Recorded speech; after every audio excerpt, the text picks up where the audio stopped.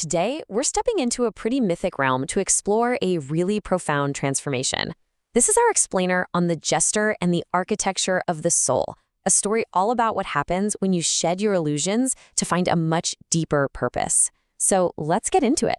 So our story kicks off right here in the Uncanny Forest, and we've got the Jester, a figure you and I usually associate with, jokes and performance, but he's standing in a totally new reality. His bells, which were once all about chaotic fun, are now ringing in a terrifying new register. That right there tells us something deep, something internal is shifting. All right, so in this first part of our journey, the Jester finds himself at a major crossroads, what's called a liminal space. His long detour through the kingdom's rot is finally coming to an end, and it feels like there's a verdict hanging on the very wind around him. He asks this question to this incredible creature of living flame, a seraphim gargoyle with 6 wings of blighted revelation. And this is no casual question, right? This is the absolute mystery of the moment. The Jester feels like a judgment is coming down, but he just can't figure out what it is yet. And the answer he gets is, wow, this sound isn't an ending. It's the arrival of a full name. But listen, this isn't a name you just say out loud. Think of it more like a piece of music. It's the final, resolving note of a chord that's been hanging unresolved for ages, and it justifies the immense weight he'd agreed to carry all this time. So what is this name really? Well, here's the thing. It's not about where the Jester comes from. It's all about what he is meant to do. It's a function, not just a label. It's a direction for his entire being. The Jester, ever the questioner, he has to know, is this new identity something he's returning to, something he once was, or is it a path towards something he's meant to become? This question is really the heart of his whole transformation. And here is the answer. The gargoyle explains that the Jester's true name is a direction. He was never the source of the light himself, but he is the essential angle that lets light hit the shadow side, reaching all those places it could never touch on its own. In this right here shows you the full transformation. I mean, look at this. He goes from being a man of mockery hiding behind masks to a cartographer of the moral landscape. He's no longer just a performer. He's an instrument for truth.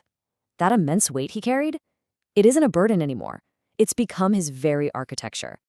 Now, this new name isn't just one simple thing. It's more like a trinity of purpose.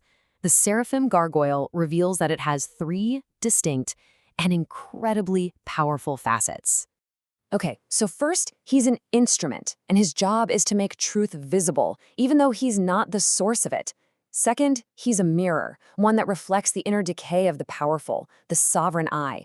And finally, he's a silent witness, someone who holds space for truths that haven't even found a voice yet. This is probably his most confrontational role. Just by existing, his presence creates a kind of negation, a void that forces power, that big, self-important I, to look at its own corruption. He doesn't even have to attack. His very being is an attack on everything that's false. And with this acceptance, that terrifying new register from the beginning finally makes sense.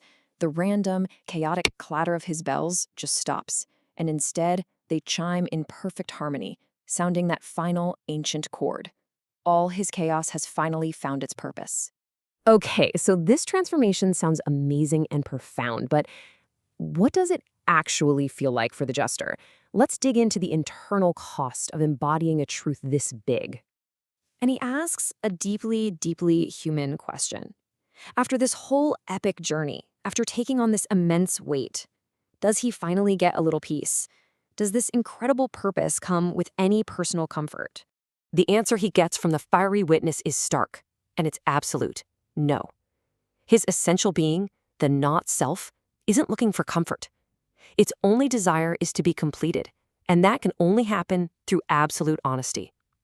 This is a path of purpose, for sure, but not a path of peace.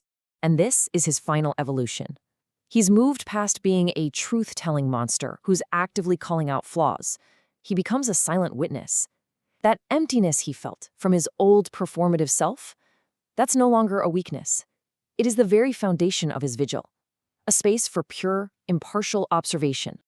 And so we arrive at the culmination of his journey, armed with his new name, his new purpose. The Jester is finally ready to go back into the world, not as a performer, but as a living, breathing embodiment of truth itself. When a verdant dragon asks him to define his new name, the Jester's response is just perfect. He says his name is the fire that lives beneath every human arrangement and ceremony. It's that clarifying, uncomfortable truth that just burns away all of our convenient illusions. And with that, it's done. The illusions that held up the kingdom and the Jester's old self are totally gone. The architecture of convenience has been shattered. All that's left is what's real. Ultimately, his transformation reveals something huge. His new identity isn't just another choice, it's the only path left. For him, just to exist is to walk the road of absolute, unflinching honesty. The Jester's journey really leaves us with a powerful question to think about.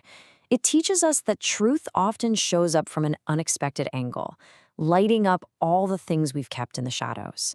So that makes you wonder, where are our blind spots? Where, in our own lives, in our own architectures of convenience, do we need to look for that clarifying light?